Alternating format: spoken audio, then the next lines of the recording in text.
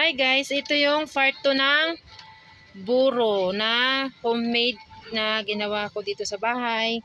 Yan, so niluto ko na siya guys. Yan, burong kanin na may isdang tilapia. So perfect na siya guys. 12 days bago siya nailuto. Ayan na siya guys, oh. Ayan. Ayan na siya. Tapos may tilapia yan guys. Ayan, oh. Tilapia.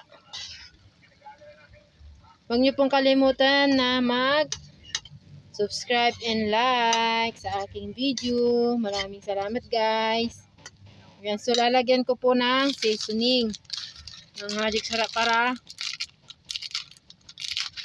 sumarap yung aking buro na kanin na may isda. Ayan.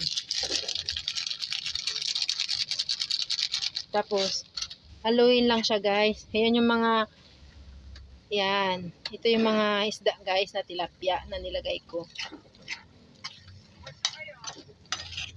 Ayan siya guys. It's it. Ito na. Burong Pangasinense. Yan guys, so let's eat. Tara, kain po tayo.